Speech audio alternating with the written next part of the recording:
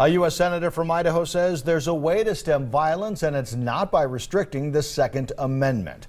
It's tonight's big story with today's 6 on your side. One of Idaho's top leaders says mental illness has hit a crisis point for police. Senator Mike Crapo says it's time to stop debating gun rights and start talking mental health. Mike Sharp joins us live in the studio with tonight's big story.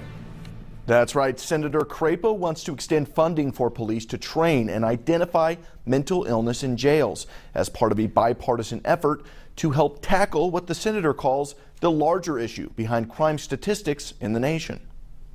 Senator Mike Crapo says failed attempts by Congress to limit Second Amendment rights were wrong, not only in policy, but also in focus. The appropriate reaction is to focus on the causes of violence in our society and to take the necessary actions to identify and treat mental illness. So the senator is joining a bipartisan effort to continue funding a program that trains officers to recognize mental illness in prisoners.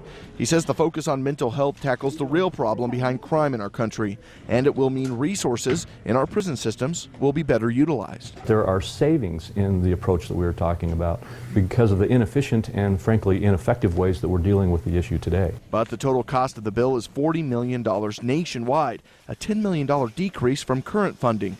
The majority of responsibility of dealing with mental health issues lands on the state, and state lawmakers tell me they too plan to focus more on mental health in the coming year by trying to shift money to mental health management.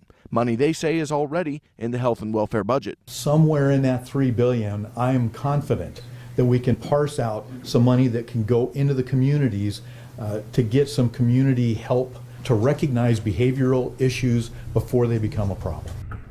The bill Crapo is pushing in D.C. is still in the beginning stages, but he says it's a good first step in dealing with mental health issues in our country and takes the focus off gun legislation.